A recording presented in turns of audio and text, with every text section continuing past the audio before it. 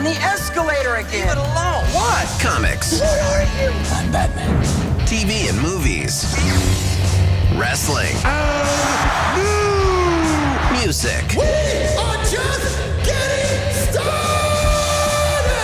Finally, a podcast about things you actually care about, hosted by a couple of guys who actually care about those things too. What? Did we just become best friends? Yep. Maybe a little too much. Yes, that's awesome. The talented one, Chris Machete. That no-talent ass clown became famous. And Brenton, you know, that guy from your other favorite podcast. I liked it.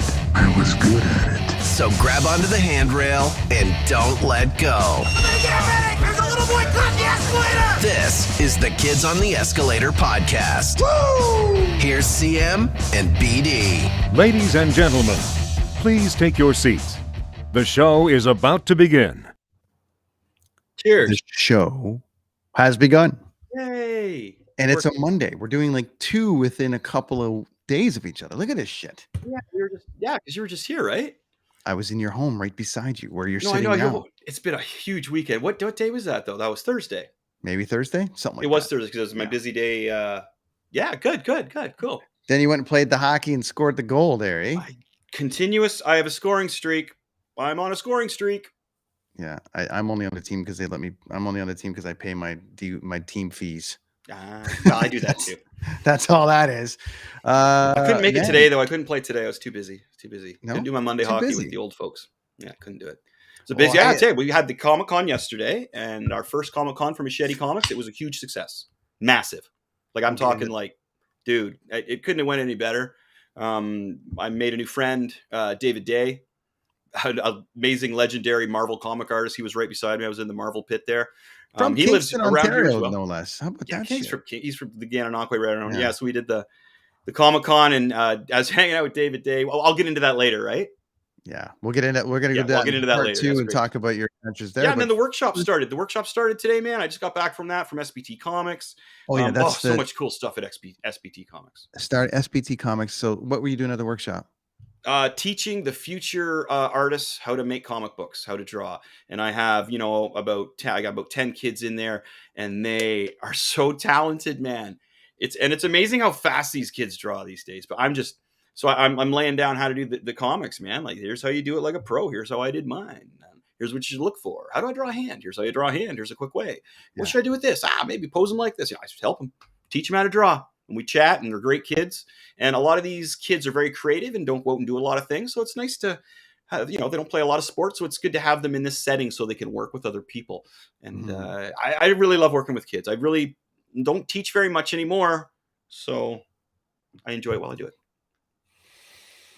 We got a guest today. Oh, We're gonna get we into a whole do. bunch of stuff. We got a guest today. This guy plays music sometimes. He likes to rock out all the time. He slaps at the bass, man, and he also plays the guitar with these guys. And he plays with this guy, and they put a record out, and they just got back off tour, and we haven't talked to him about any of the stuff that's been going on. So welcome to the show, Mr. Kerns. How are you? That's Todd Kerns from Great to be here. It's great to be here and hanging out with you fine folks. And I'm jealous I missed the comic convention. It's amongst my favorite things in the world to do. Chris was stoked to get there, man. It was awesome. So it's how you been, man? You've been out touring and seeing this fine world with Slash and Mr. Fitz and the fellas. Yes, we went out in a bubble. Like you all know the story of us going to Nashville to make a record, this record, which I have on cassette. We talked about this earlier. We went out to Nashville to make that record, and 4 out of 5 of us got COVID. 5 out of 6 technically, because our guitar tech got it as well. And actually the engineer, the assistant engineer, got it as well. So anyway, but we went out on this tour with that whole kind of like, well, Hail Mary, we got to kind of go out there and bubble it and try and, it was very interesting doing it because as the tour was occurring, things were opening up. Even from state to state, the laws are all different anyway, or they were. But things are very open now, like all the way across. So, but we still managed to do the entire tour without getting sick. And then I came home and got sick. not COVID, but I got knocked out for almost a week just with some gnarly cold that kicked my ass. But I was saying to my wife, it's funny how that happens. Like your body is kind of like, that's keeping up the fight. Like, we got to get through this. We're going to do the tour. And then as soon as you get home, your body's like, okay, now we can get sick. And you're like, oh, come on. Yeah. Which is, I guess, better than being in the Milwaukee or something like that. And, oh, man. Definitely. But Definitely. You know where it's not normal is here in Quebec. Quebec, I walk into the hotel in Quebec City. Love the city. Walk in the hotel. She said, "Shit, you need to put your mask on." I'm like, really? Which I'm not going to fight about. But I was like, really? She's like, oh yeah, you got to put it on. And they were. It was like everywhere I went here, it's full on. So they're still in it. Yeah. There you go. If I pop in Walmart, I bring my mask. Yeah, you kind of have to. It's at a point now where you just have it.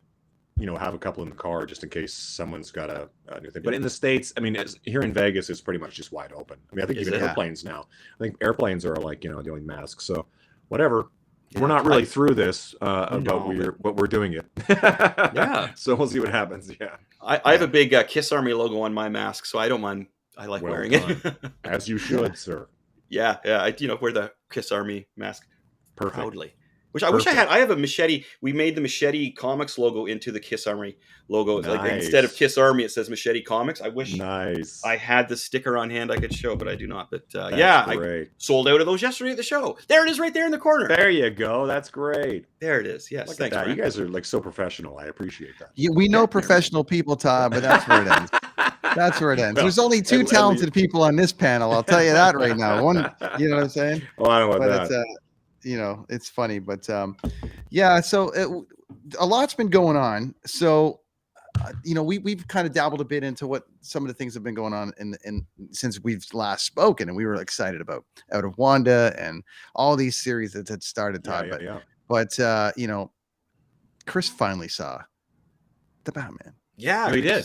It's on Crave now for free. Is it really? I had seen it. I had seen it, and then I was waiting because I'm like, come on, dude. And then he got it on Crave, and he saw it. We talked about it a little bit last week. Mm-hmm. However, we would like to hear your thoughts because Todd, what do you think of this one? And you went out and saw it. So, what do you think there, dude? It's really interesting because you guys know Batman's sort of my guy. I wish I could show you. There's a giant statue right behind here. That was my Christmas present from Slash. But it was. This is the best thing is having a wife that we saw the movie and we saw it in Florida. We saw it in Florida where we ended the tour. We wanted to go see the Batman. We were waiting to see the Batman movie the whole time, but because we were in a bubble, we should wait. And then we came home, and that first Tuesday, let's go see Batman again. That's why I married this woman. She's the best. Nice. But I will say, and I've sat through so many movies that I have this Kevin Smith attitude where I'm kind of like, I heard him once say, I just never expected we'd be living in a day and age where these movies would be getting made. Batman's one thing, it's the Thors and Guardians and all that stuff where you're kind of like, I can't believe this is not only is this being made, but it's mega successful. But when it comes to Batman and having lived through every franchise to this point, I thought, I have to be honest, I really, really enjoyed it. I really loved it. I went in very, you temper your expectations, because we all have our favorites. And I thought the Chris Nolan, I'm not sure how you guys felt about it, but I felt like the Chris Nolan trilogy was very difficult to match, in terms of. Yeah, especially the second one with the Joker, man. Wow. Yeah, it's still going to be a difficult. I don't know, even the current actor who they have playing the Joker within the Matt Reeves universe, who I actually love as an actor. I'm like, those are big shoes. Those are really big shoes. I don't think Jared got it. I think Jared's an amazing actor, but I don't think he really nailed that. You know what I mean?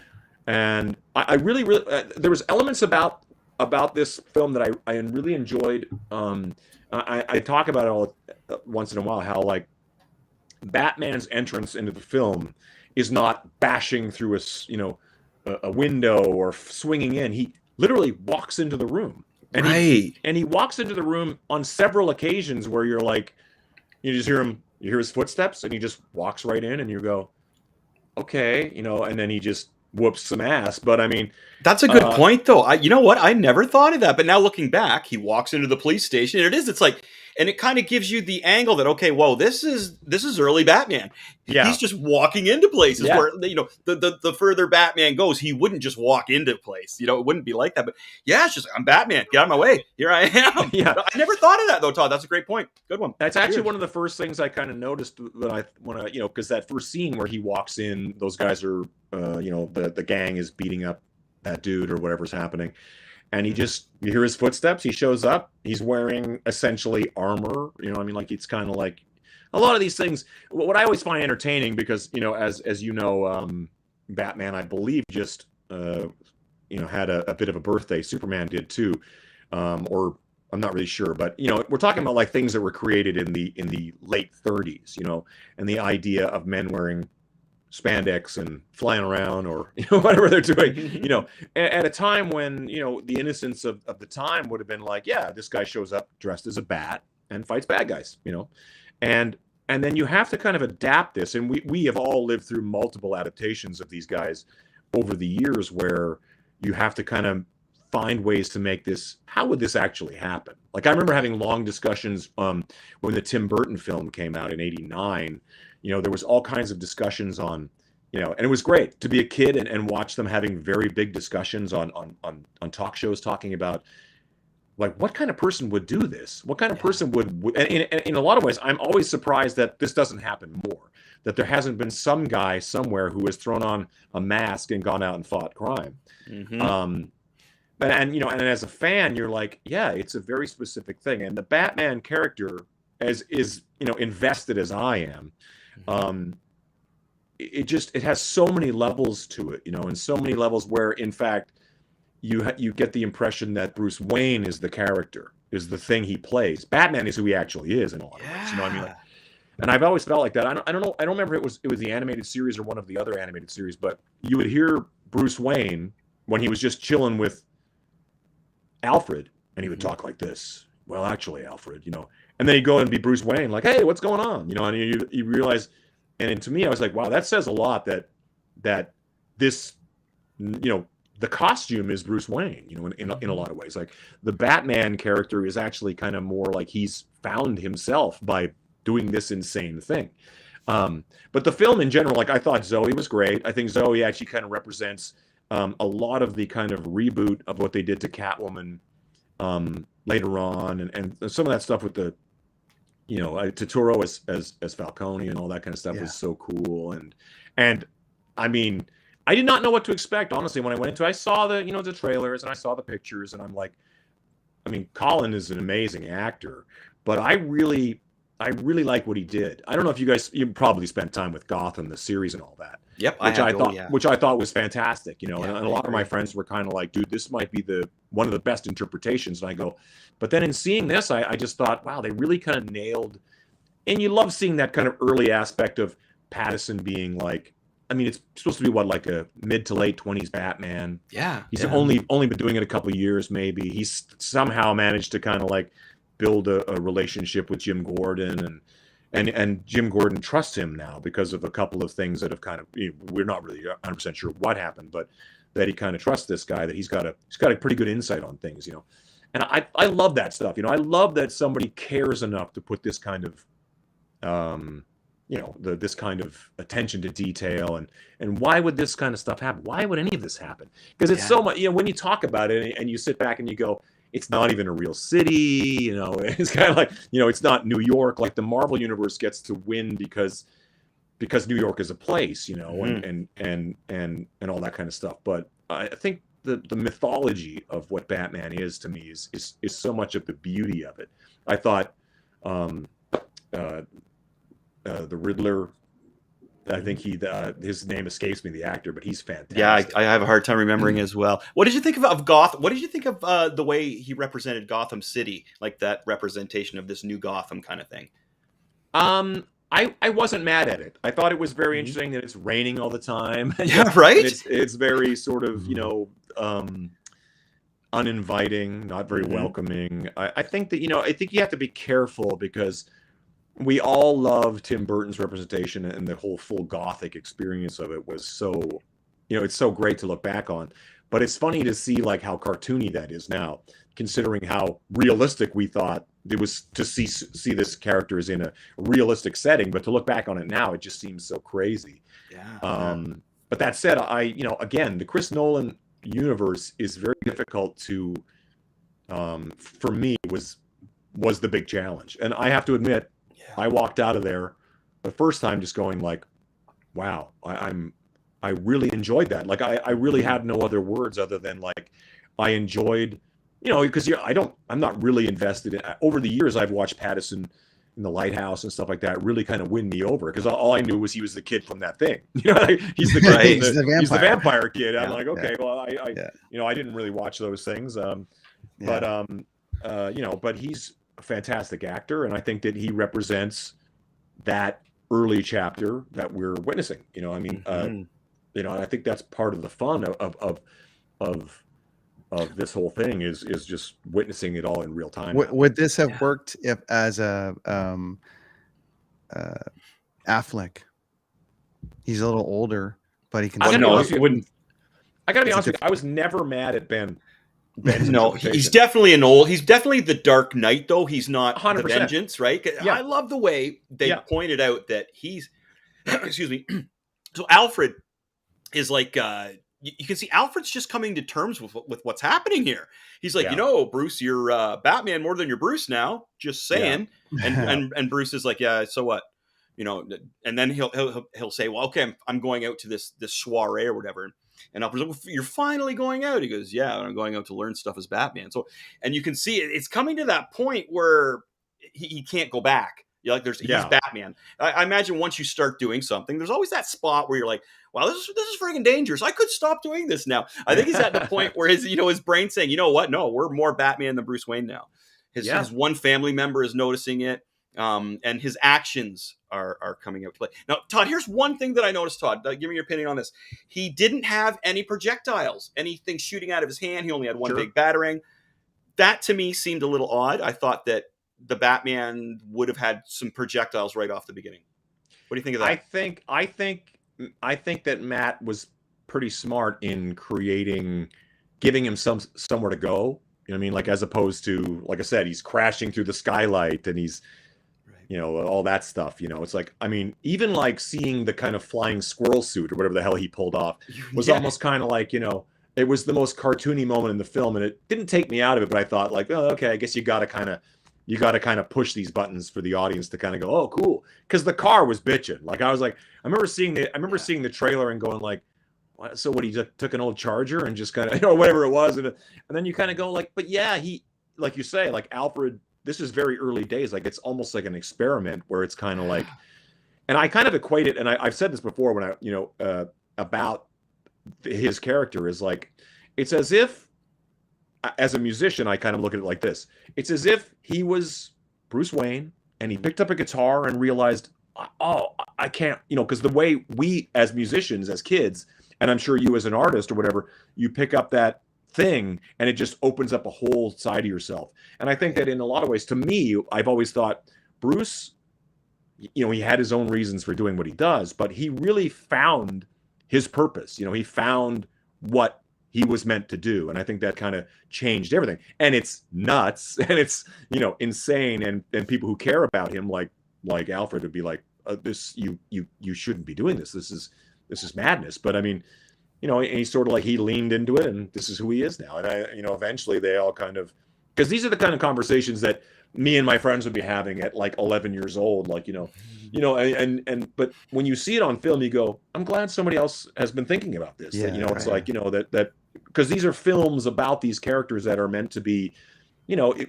there's a certain degree of like, is it believable? Is it meant to be set in the real world? And clearly it's ridiculous in its own way, but you, like I said, he walked into the room dressed in a weird bat armor. I'd be terrified of that guy too. Who the hell is this guy? Like, right. Check this clip out we got from, I think this is when he gets introed. Just check this out. All these years, you lied to me, Alfred. We all have our scars, Bruce. You're still away. He's involved in this? No, he's not involved. How do you know? He's a vigilante. Who are you under there? What are you hiding? Selena, don't throw your life away. Don't worry, honey. I got 9 of them.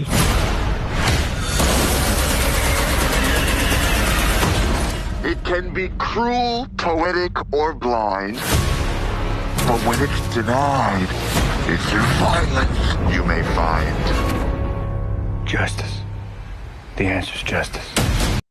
So yeah. I mean, it's such a good highlight. I like the Madison Square Garden bit at the end. For me personally, I thought that was rad. That was nuts. You know, actually, the story itself, like that whole like the almost Chinatown type story to it, was actually very, very smart. I thought, like, there you go. It's not just. I mean, obviously, it's the Riddler has, done all these things, and it leads to this sort of thing. It's Didn't in they classic learn form. from the Bane experiment, though?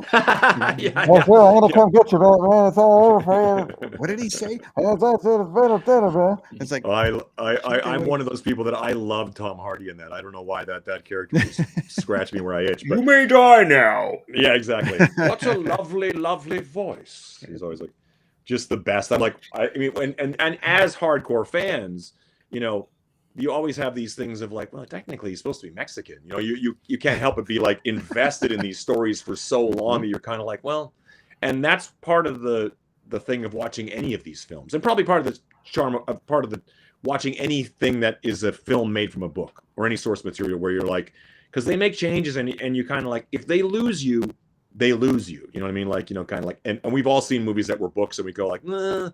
But, if they do it right, Lord of the Rings or whatever books you're talking about, Hitchhiker's Guide, it's a million books that were like massively successful books for like millions of years before they were ever made into films. But I take this stuff just as seriously. Like, that's kind of how much of a invested I am into all this stuff, whether it's Moon Knight or, any of that stuff. It's like, like we live in a day and age where there's a Moon Knight series. It's like, it's like, Are you watching that? Oh yeah.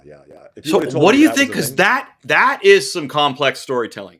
So really my is. wife doesn't know anything about Moon Knight, and she was asking questions. Like, you know what? I said, let's just watch the show.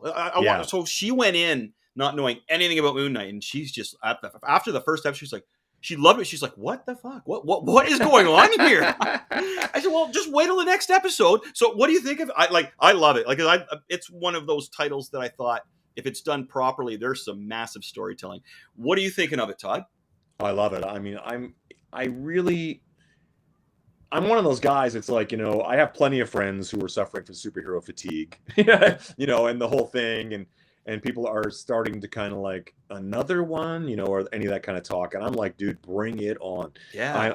I'm just sort of, like I say, we live in a day and age where I never would have guessed in a million years there'd be a Moon Knight live action representation.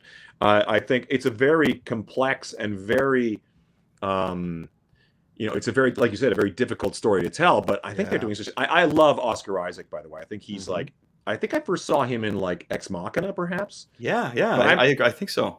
I remember that's where I first saw him. Yeah, I remember thinking this guy is amazing, and you weren't a fan, Chris, in Star Wars. No, I don't like his character. I thought the Poe Dameron character was a wasted character. I just thought that it's like he didn't do anything. There was no layers to his character. They should have killed him off, and then you would have cared for him. That's a whole other conversation. No problem. I felt the same way. I kind of like, Oscar Isaac's in this, and the other dude from Ex Machina, the ginger-haired guy, he was in the First Order or whatever. He was actually that guy. So General I'm like, wow, they got some killer people in this movie, and then you're like, oh, that's kind of. It's rarely the actor's fault, unfortunately. Yeah. Hayden Christensen has had to pay that price for years, I know, right? Yeah. No, I just didn't like the Poe. That's a whole other thing. But then Moon Knight, man, he's playing as an actor job in Moon Knight. I mean, he's amazing, and I have friends every once in a while. Somebody will say something about his English accent. I go, actually, I'm pretty impressed. I consider myself kind of a nerd for. I'm one of those guys that I was watching something. My wife and I we love all the. Crime dramas, English crime dramas specifically. I don't know why. My wife does as well. And I go, that girl is from Nottingham. My wife goes, what? I go, and I had to look her up. Find the actress, and I go, Nottingham. I'm getting good. Like I've been to, Europe. Well, you so many travel, times. right? Like you talk to these people first. You get the slang and everything from them. Yeah, right? you start to pick up on like the Leeds accent, the Manchester accent, you know, like that kind of thing, and they're very specific. I'm currently watching Steve Merchant's new show from Bristol, and it's like, well, that's a whole other thing. But and I sort of go, I don't know. I think he's doing an amazing job at the Steven character, as you know, with the full English accent.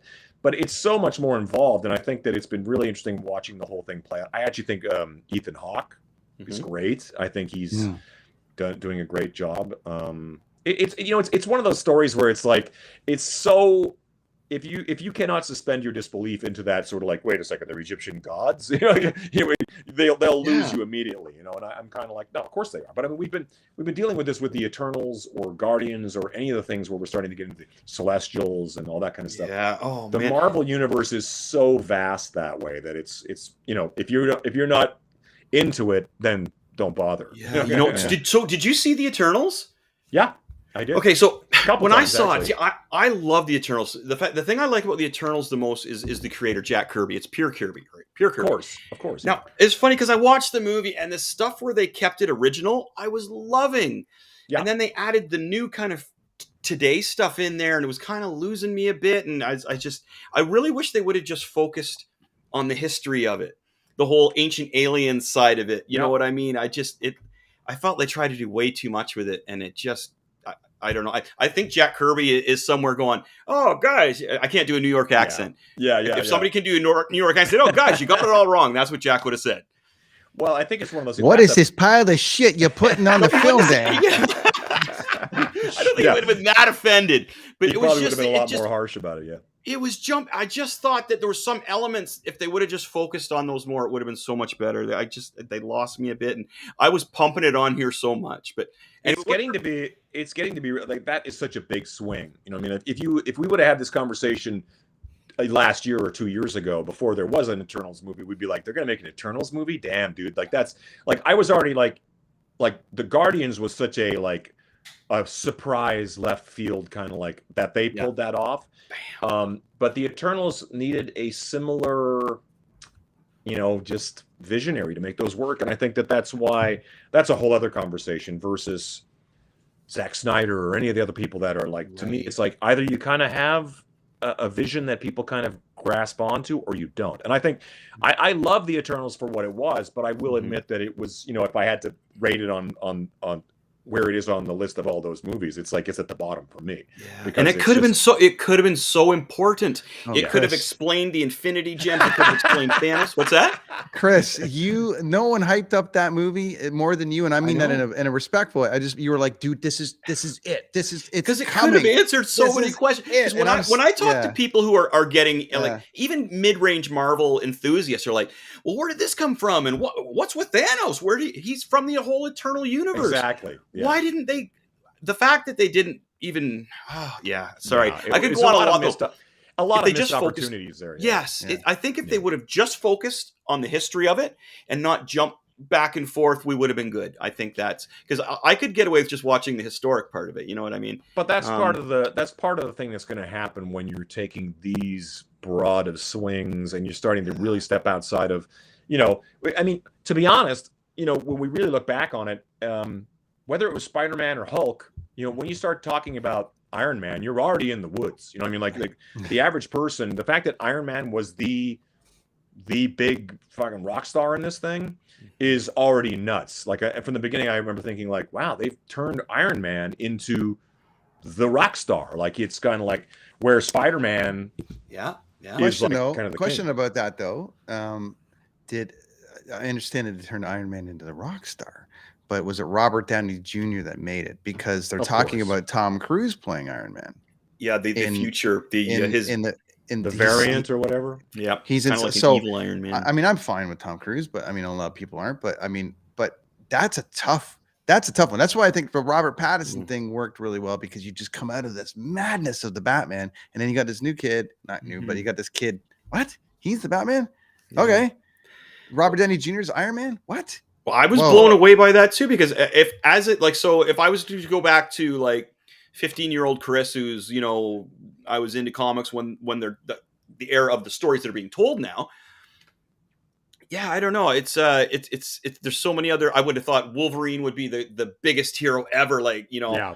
And I probably would have thought that Captain America would have hit heavier than Iron Man. You know what I mean? I liked Iron Man, but it was just like, okay, he was a playboy, he was Iron Man, and there was nothing wrong with it. But there was other characters that had so much more going on. Wolverine was one that I think is going to come soon.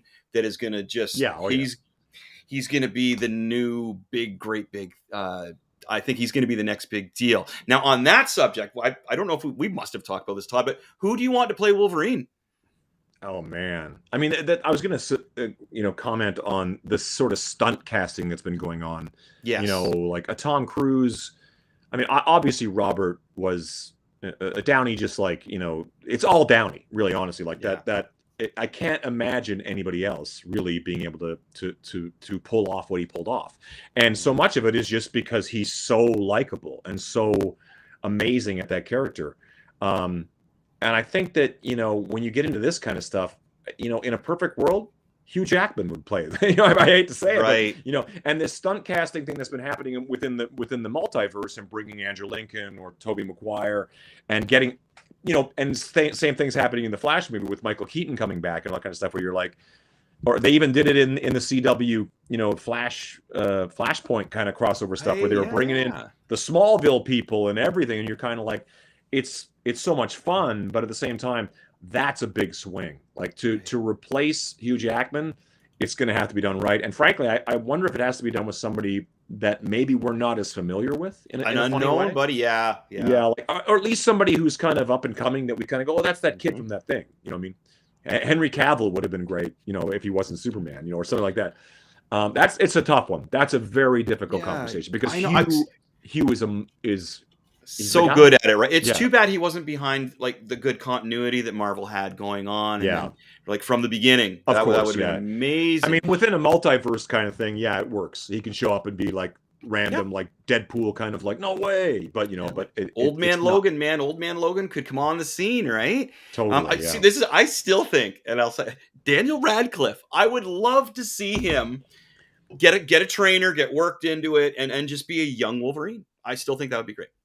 But don't you find it funny? Because when we were kids, I remember like my friends all sort of like dream casting.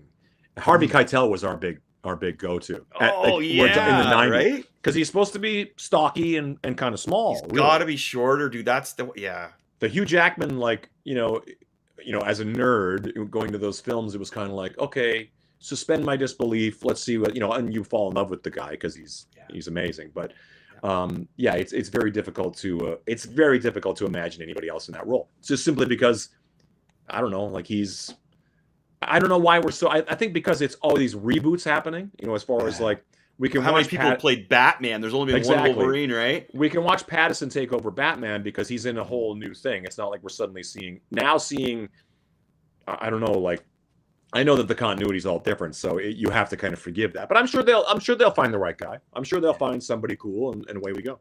It's an exciting one. Everybody's waiting to see that. Oh, that and the Fantastic Four is how about waiting for that to be finally done right. Go ahead. How about this one? Well, how about this one for excitement? Oh, I'm so stoked for this. Some Vader action. Oh God. Yeah. This is. I mean, I am so thrilled that. I mean, Ewan.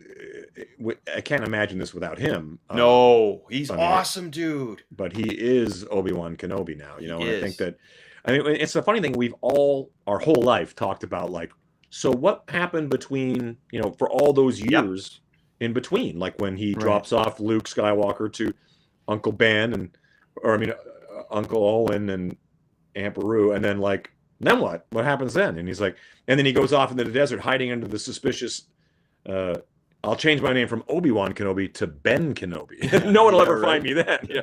But I'm really excited. And the fact that Hayden Christensen is involved, I think that's such a, it's so funny to have been like, relatively not that thrilled with those films back in the day. Mm-hmm. But maintaining the continuity of that whole thing, I'm very excited to see what they do with it. Yeah. And Hayden Christensen, have you ever met him? Never. He's one of ours, though. Yeah, well, he bought he's Ontario. He bought a farm right by where I used to live in Port Perry. I don't know if I mentioned this to you before. No way. And my students, I had a couple students come in and like, I saw Darth Vader at the feed store in Uxbridge. It's like, what do you mean you saw Darth Vader? He says, well, Hayden Christensen is like... You saw some guy dressed as Darth Vader? Or, yeah, you know what I mean? That's some of my students That's just really a young, Monday right? in Uxbridge. Yeah. No, he owns a farm in Uxbridge, and he would go to the feed store all the time and pick up his stuff. And even the dad was like, "Yeah, he was a really nice guy, Chris." You know, it's like, "Oh, very cool." So he was like cool. 20 minutes away from me in Port Perry, which was rad. But I was just because I felt really bad for him because he got crapped on because of the earlier movies, and I'm really looking forward to seeing him as well. Todd, I was mentioning to Brent before that I think Darth Vader is the most untapped character in the Star Wars franchise, and there's so much we could learn about him during his first days of being taken into being Darth Vader, because him and the Emperor didn't get along, right? The Emperor was like treating him like crap. So I was saying to Brent that he is probably the most untapped character in the Star Wars universe, and hopefully we're going to see the beginning of it. I will admit, there's no matter what, and this is just me being fearful, because you worry about Marvel going too far, or like when they hit that misstep, and I'm starting to kind of get nervous about because Mandalorian was so great, and Boba Fett is awesome, and then you're, when they announced like a million different titles, all of a sudden you're like, whoa. It's kind of like, just because you got one, great series happening, I think we have to I'm just hoping there's as much focus and love being put into these things that Favreau, if they've got someone like Favreau, I'm assuming Favreau's involved, but I just get a little nervous. But I do know that, like, you're absolutely correct. The Darth Vader character is unmined territory. It's all gold. And I think that I do get nervous that, okay, well, let's just do it right. And that's just me being like suspicious, kind of like, okay, well, I'm very excited to see how this goes, because it's one of those questions I've always had. Even since I was a child, I remember thinking like, the images in my mind of him showing up, making that sand people noise, and the sand people guys, or whatever they all run away, and this creature comes out of the desert in his robe. You can't see his face, and then it's like Obi-Wan Kenobi, Alec Guinness, and you're like, so, and now we're about to be told this is what he's been doing all these years, and you're like, wow. Especially the first is, who is this guy? Where's he been? And what did he do? Well, and it's always funny in the retelling of it now, because all that stuff where he goes like, oh, that's a name I haven't heard from, because now in our perception of what we know was happening, we didn't know what was happening at the time. We just know that Ben Kenobi is some guy, and he knew his father at one time, and now it's all kind of like, well, you cut his father down with a lightsaber. It's like, but I don't know if that was really like meant to be. I don't think George ever foresaw it being as far-reaching as it is. How could he? No. We're gonna learn real quick that he turns out he was not a roulette dealer on Tatooine, just killing time in the cantina. Yeah. You know what I mean? Yeah. It's just sipping drinks at the cantina, chatting up chicks. Yeah, like, no, that's Todd. You just did the tour, supporting this record here. Before Yeah, buddy, and what a record it is! That's some rock and roll. Touching on that a little bit, which was rad. You brought something to the table before we got on the air. Which was awesome. Yeah. But you guys just did this show with our brother Fitz. Yes, and there he is. And there's part of him. Yes, part of him. There's part of him. I think he's there in the background. There he is. And all the rest of it. And you got this going on with Toque. And those fine gentlemen. Super busy. But anyways, you guys just finished this up to support this record. And how was it, man? How was it being back out there? It was great. Honestly, I think that, a big part of it is just being able to be back playing in front of people is a massive, like, just the audience was so gung-ho, and people kept saying stuff to us like, I think this is the best you guys have ever played, and I'm kind of like, and you take it as a compliment, but you kind of feel like, does that mean we were terrible before? I mean, it's sort of a mixture of how much people just are so excited to be out seeing shows again, and we're out there, doing what we do, and people said, you look like you guys are having so much fun. I mean, yeah, we are. We really do enjoy each other's company. Really enjoy making music together and being out there. And it was really a pleasure to be able to get out there, play, in front of all those faces and all those people, and just it was awesome. It was all too brief, but it was really great to be able to do it. It's been a long time since anybody's rock and rolled, man. So I imagine the vibe was good. Yeah, exactly. Like it was very sort of surreal. Like we'd all been kind of like doing stuff. Like there had been sort of shows and whatnot happening, but the actual like let's get on a bus together and travel around the country and do that thing. It was a little weird because we were in bubbles and you'd head into towns and go like, I wish I could see you, dude, like your friend in Seattle or Portland or wherever. Right? Like me in Minneapolis. Exactly. Like, yeah, four blocks away from you. Hi, we guys. couldn't even see you. It was way like, over there. See ya. Yeah, we could probably see each other like this, but that would probably be about it. Yeah, that's so. funny. I mean, that has sort of gone, the way of the dodo. Now we are all sort of, back to reality. But of course, now we're back to reality, and I'm home. I'm off the road. Classic way it goes. What are you gonna do? Yeah. Chris is going to be starting a new series coming up here. I'll let you go, Todd, before we let you get out here. But Chris is going to be starting a new series within the show, but then on the weekends and all the rest of it, where he's going to deal with some of his favorite conspiracy theories and starting with it.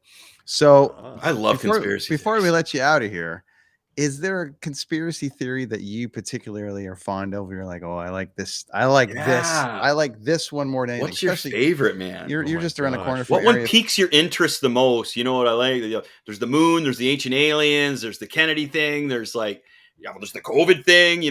There's so many. It's quite mind-boggling actually, because I have been to the Kennedy thing is a really good one that you bring up, because we went to Dallas and Fitz and I went down, and it's so weird when you're standing there, when you've seen that 8mm or 60mm, and you're like standing there and you just go, and it's kind of heavy. Like, obviously it's very heavy. Yeah. And you look around and you're like, this has never been solved. Like, you're kind of like, it's probably been solved. We just don't know what the hell's going on. And then we go up in the book depository, which is now a museum, right? Yeah. And every floor is like a whole thing. And there's like, you're experiencing this whole thing. And then you get up there and you see a cordoned off like a plexiglass type area where they have set up like what it would have looked like, which is kind of more like a story. It's really creepy. Is this a tour or did you? It is. Okay, okay. You have to check it out. It's like there's a and they have it sort of set up like it seemed like that top area was more like a stockroom perhaps. And there's a rifle leaning against the window. Like, you're just kind of like, and it's just sort of like, this is where he was. And then you kind of look out and you go like, I guess this could happen. But the really crazy part is this, dude. Like, so I spend my whole day, because that's a whole thing, Yeah. And then I went home and I was like, I immediately go on Netflix, JFK, boom. Yes. Kevin Costner. So I sat there in my hotel room. Yes. And it was just so heavy. Like, the whole experience was so heavy that someone texted and said, hey, dude, they're playing this the Lemmy documentary down in this theater in town. And I go, oh, thank you. Let's go immediately. Because I'm so like just weighed down. Information. And it's dark and it's heavy. And you watch the film where it's kind of like, dude, what the hell happened here? Yeah. And then here's the crazy thing. I walk into the theater. It's a cool old theater. I love it. I wish I could remember the name of it. Walk in and we're looking for somewhere to sit. And on one of the seats, there's a plaque that says, this is the seat where I guess Lee Harvey Oswald. He had run into the movie theater. Yes. He was arrested in this theater. And I go, I cannot get away from this goddamn thing. That's hilarious, man. So you were meant to solve the case. So a heavy vibe though, huh? You caught a heavy vibe off of being there.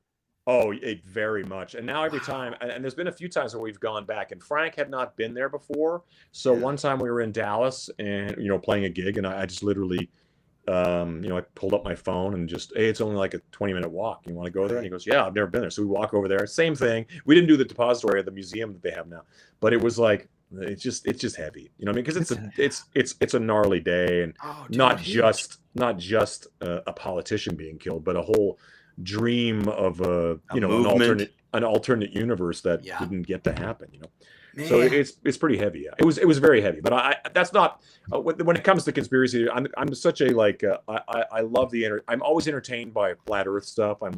I follow quite a few flat Earth friends that are kind of like, and I'm always just I just can't imagine being this invested in like anything. I don't feel like it's like this is the hill you want to die on. Like, I just feel like, first of all, who cares in a funny way, but it's just kind of like, as Bill Burr puts it, my whole life the world was round, and all of a sudden, like in the last few years now, this is a conversation. But I'm entertained by it nonetheless. I love hearing about it. Like, please tell me more of this. Kind of like. And he loves a good conspiracy theory too, right? That guy.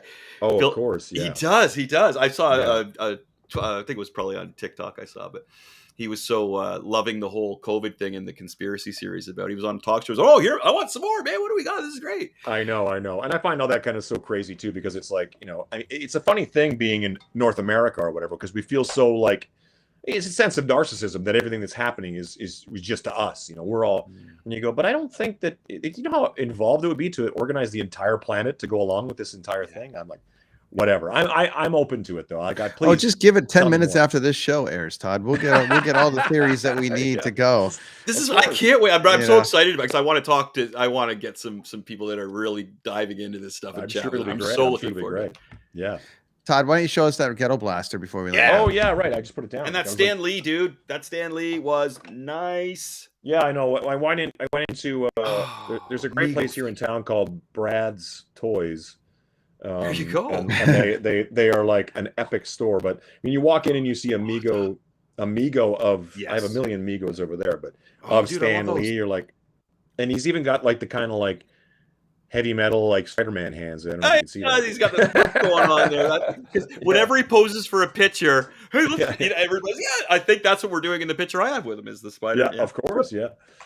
And then we did the run of Gibson Guitars was our record company on the new Slash record, and they were so inventive on the different things they would use to promote the record that they came up with this boombox. You can see the SMKC4 on there, now I feel like John, what's his name in John Cusack. John Cusack in Say Anything. Yeah. But yeah, it's amazing because we put out, it came out on this. So it kind of only made sense that we should have the album playable. But it's been really entertaining for me because I haven't had a cassette player in a million years, and I was telling you guys, what did you find? I came across old Age of Electric demos and stuff like that, and demos and I assume just mixes. Like here's something, MCA Records was at some point involved in. This is all. Hey, Brian Heatherman. The latest Bleg, exactly. And wow, MCA Records, dude! I'm like that. I'm confused as to why we were never really signed to MCA, but they might have been using that as some Universal, sort of. When was the last time you heard what is on those tapes?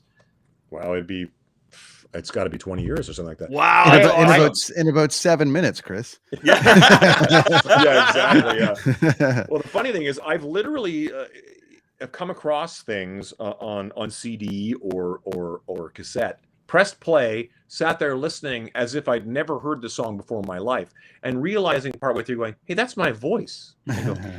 We actually put like effort into this. We spent time putting it together. We went down to a studio, loaded gear in, pressed record, and recorded this entire thing. And I don't remember any of this. It's as if I'm hearing a song for the first time in my life. It's awesome. Very strange. But what does that feel like? What's that like?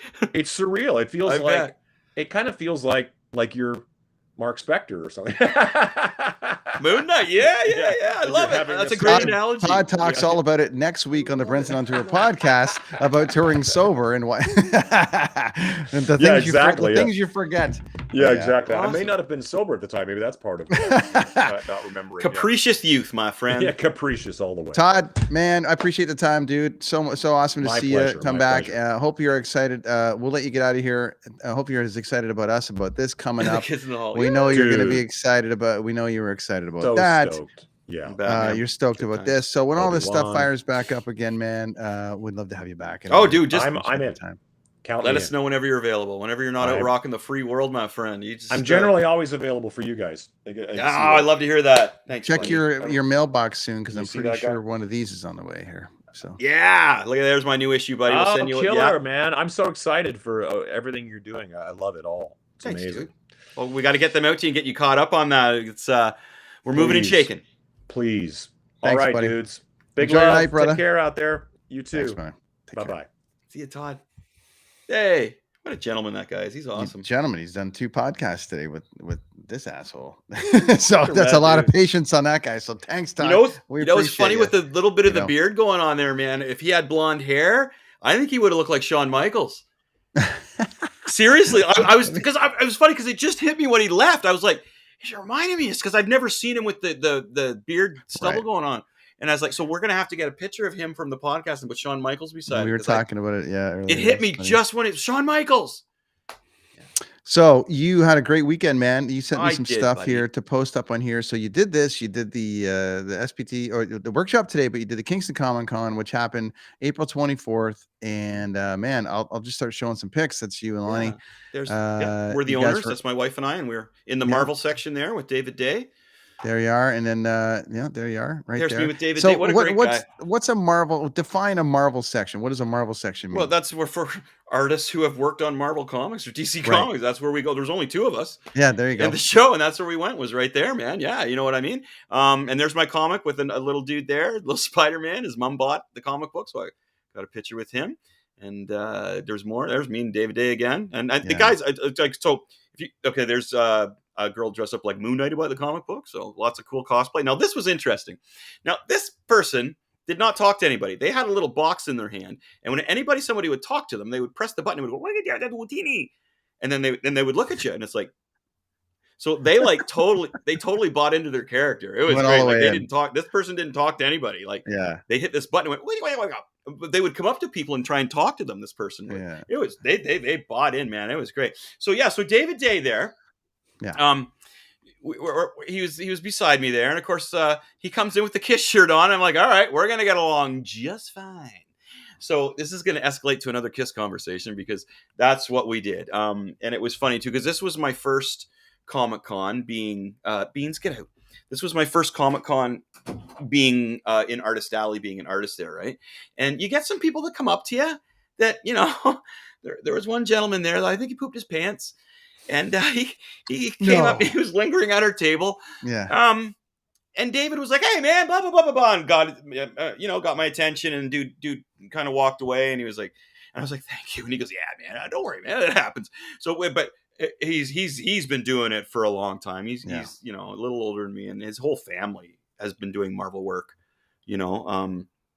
Danny Day also is another great big Marvel artist who I have some of his work in the other room there. I should have brought it up. I was going to say, do you have the work that this guy's done? Oh yeah, I just got home from a workshop. I didn't have time to really show any of his work, but it's behind him there on the wall. You can see in the picture, all his covers and work he's done, and he's done some magic cards and stuff, which is great. But it just is, aside from all that, just being my first Comic-Con and hanging out with, you know, Marvel artists, and not just hanging out with the Marvel artists of the show, getting along with him like amazingly. Mm-hmm. We just started talking about Kiss. It was like, boom, Kiss.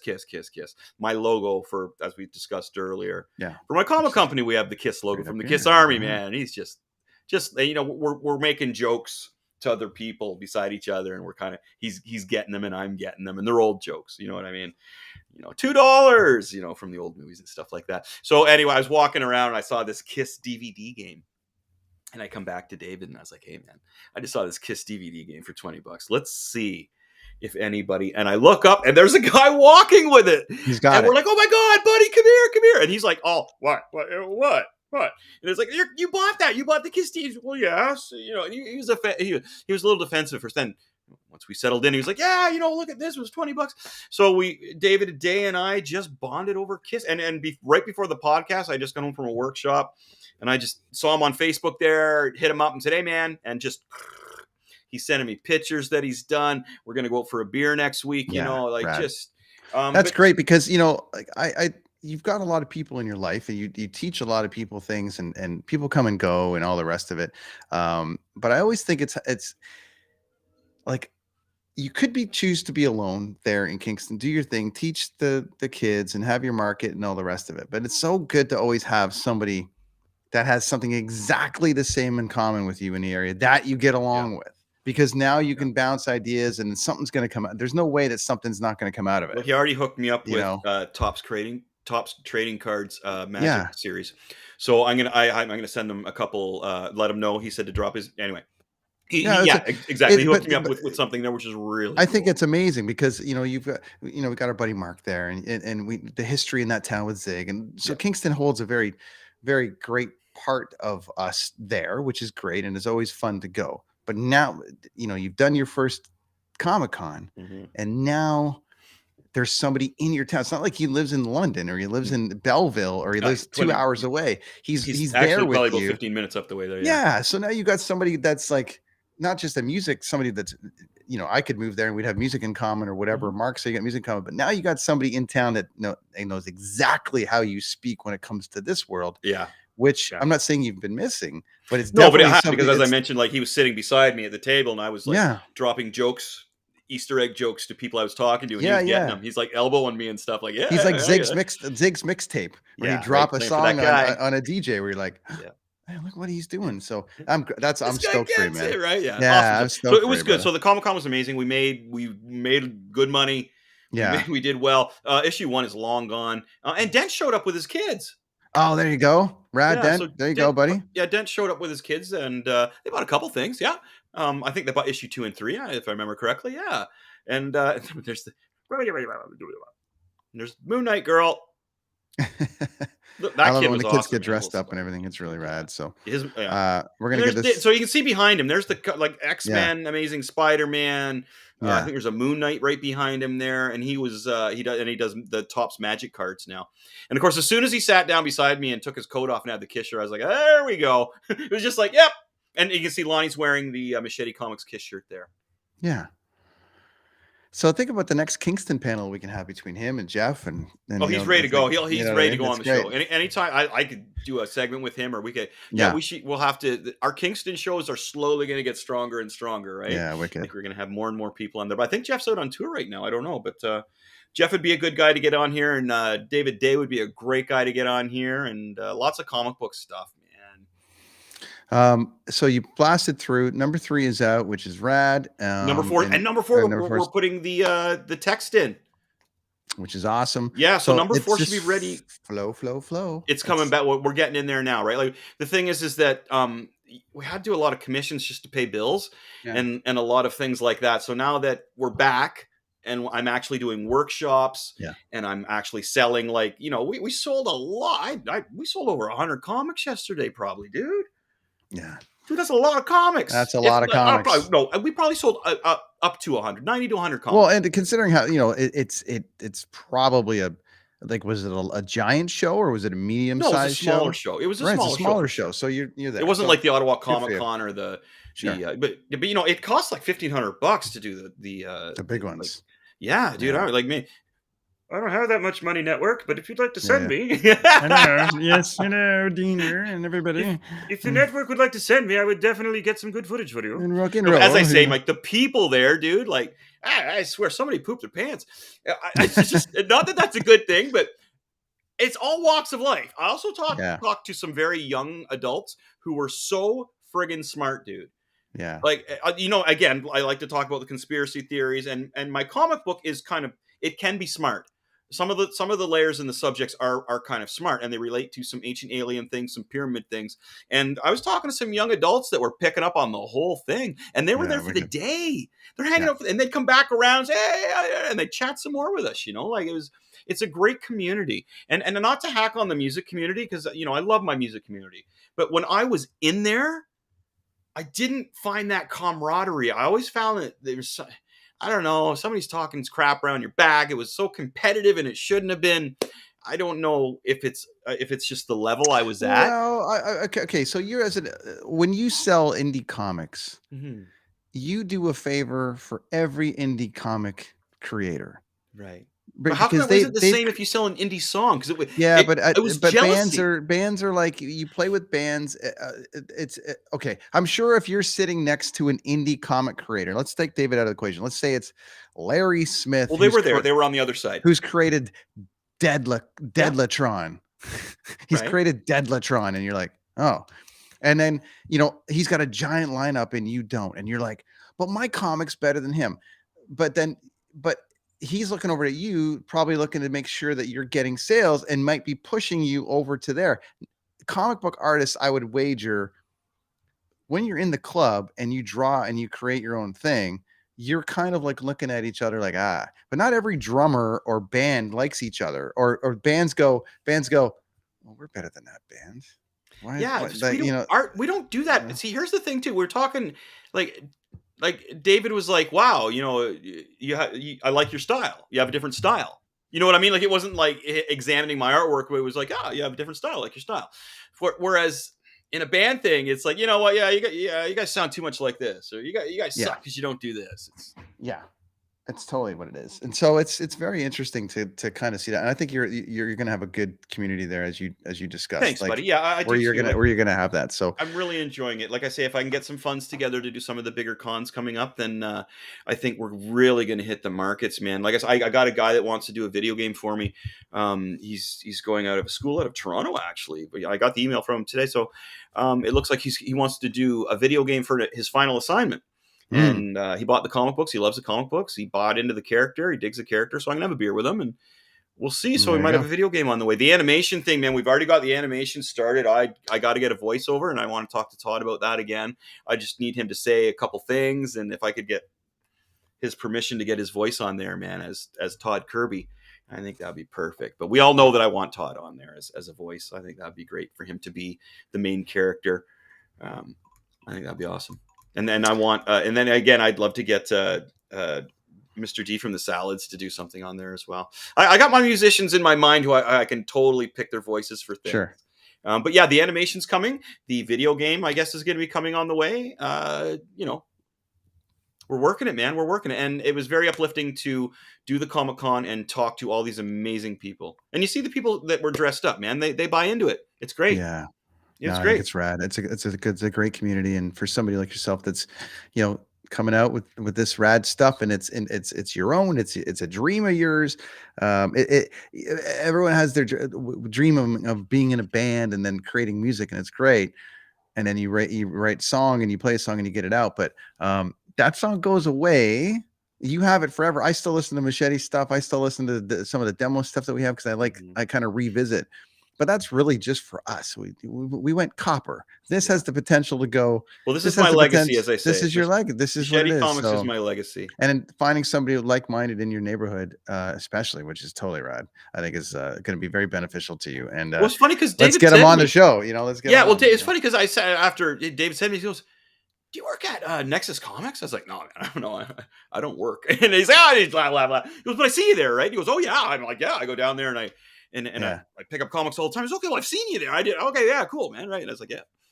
Awesome. What's funny too is like, "No, I don't work, man. I draw comics." And again, he's like, yeah, because and somebody was complimenting on my inking work, right? And I said, "Well, I'm not a tracer. I'm not a tracer." I was like, "Yeah, anyone who understands." He was just getting everything I was throwing down. I'm sure he'll understand conversations that. Pardon? I'm sure he'll understand where we got the title from this podcast from. Oh, definitely, dude. He will. Yeah, he will. Yeah. And plus, and him getting me out of conversations, he could tell that was kind of like, "Oh, I'd love to get out of this one." For after like 10 minutes has gone by, and I'm not being a jerk. It's just like enough's enough. Yeah, sometimes enough's enough. I don't know how people do. I don't know how celebs do it when it's just like, because you see it more in that, like everyone fanboys out. Yeah. Like it's a funny double-edged sword because you. Like not you, but like you go into something sort of like the rock star life and this and that. But most of the bands that I know don't want to be anywhere near anybody. No. And so, when I was in a band, I didn't either. You might want to, it's great to meet the fans and all the rest of it. And for every like great fan that's like, "Hey man, great show, really cool," and all the rest of it, there's 8 or there's 2 other like, "Hey, so what hotel you at? Hey, so where are you going? Let's talk about this." And it's really like, out here for hours on end. And it's like the last thing you want to do is add more people to your life. So yeah, it's a tough one, man. It's a tough one. And meeting people at a Comic-Con, you want to create your fan base, but then you got guys that are all the way in or girls that are all the way in that are like, "So, what kind of soup do you like to eat?" Yeah, well, it's sometimes too. You'll get you'll get a guy who draws and he's going on and on and on about his character, and I'm fine with hearing about a person's character, but when they start going on about like well, yeah, man,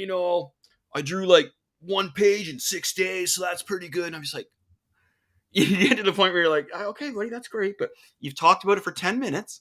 I have a comic in front of me. You haven't bought one yet. so far, I've listened to you talk. Buy this one. Well, Yeah. it's like so far I've listened to you for 10 minutes talk about how you're drawing this one panel and it took you 6 days. You might learn something from asking me a question or looking at my art. That's just that kind of thing. There's more learned from asking than listening. Right. Like instead of telling. But I love and the other thing that I wanted to point out is the second name on there is another reason why it gets done, because Lonnie, my wife, I trust her. There she is. I trust her, and she does good work. I can, not to sound like a dick, but I can proof everything she does before it goes out. She knows how I work, so she knows how to edit my work, and we work together really well. Yeah, my favorite pieces of work that I've done are my covers that I've done with my wife. Yeah, just the coloring on this stuff, right? They're all really great, and the placement. And she, and on the flip side, Lonnie did she's done all my logos, and she's done. She's super, super great. So I couldn't be working with anyone that I trust more, or anybody, in my opinion, more talented that gets what I do. As a colorist and as placements is doing dialogue. So that helps me out a lot. I don't have to pay somebody who I don't know. I don't have to train somebody. She gets me. She's been putting up with my shit for like a long time. Yes, she has. Yeah, you were waiting for me to say how long, weren't you? No, I know. Numbers. I know how long. Numbers. Don't know. All right, we're gonna jet. Thanks to Todd. I gotta have some dinner. We still got some stuff to do for our Bucketheads friends. Oh yes, we do. Okay, cool. Okay, we'll do that. So our friends from Bucketheads that did the thing, we're gonna do some background stuff for them. But thanks to Todd for coming on. Todd. And congrats to him and the Slash Camp and Brent and Frank and everybody for getting back out there and touring and just making the time for us to come on our show to talk about all the things. So that is the Kids on the Escalator podcast for another week. Now, Chris is going to return. Chris next week is going to give you guys a little preview. We're going to start, he's going to start a new little thing about conspiracy theories that eventually we hope to turn into a show for him. So next week, you're going to get all the goods on that next Monday. You're into conspiracy theories, keep checking in. I got some great, fun stuff. We're going to talk to some really crazy people. We're going to talk to some really smart people. We're going to talk to some really inventive people. But for the most part, we're going to learn some cool stuff, my friends. And I'm going to make you say, what the F? Good times. Rad dudes. Thanks, everybody. Enjoy your night. Party on. Be excellent.